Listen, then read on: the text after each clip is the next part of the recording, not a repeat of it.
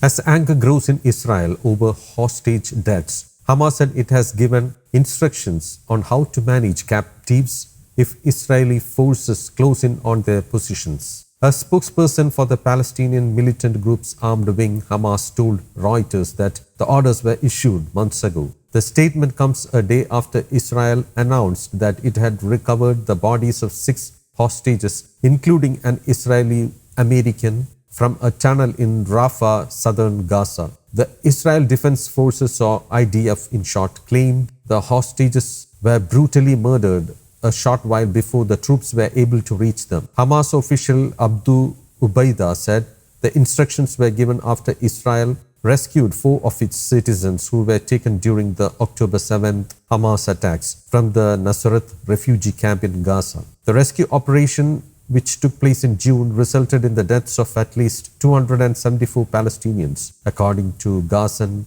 health officials. Let it be clear to everyone that following the incident in Nuseirat, new instructions have been issued to the Mujahideen tasked with guarding the prisoners, Ubaida stated. These instructions outline how to handle the situation if the occupation army approaches the location where the prisoners are being held, he added without going into specifics. Ubaida further blamed the Israeli government for the deaths of the 6 hostages, accusing Prime Minister Benjamin Netanyahu of pursuing military operations instead of negotiation. Netanyahu's insistence to free prisoners through military pressure instead of sealing a deal means they will be returned to their families in shrouds, Ubaida said. Their families must choose whether they want them dead or alive. Furious Israelis staged massive protests against the Netanyahu government in response to the discovery of 6 more dead hostages. The Hostages and Missing Families Forum, representing families of those held captive by Hamas, has slammed Netanyahu for failing to bring the hostages home. A deal for the return of the hostages has been on the table for over 2 months, the group said in a statement. If it weren't for the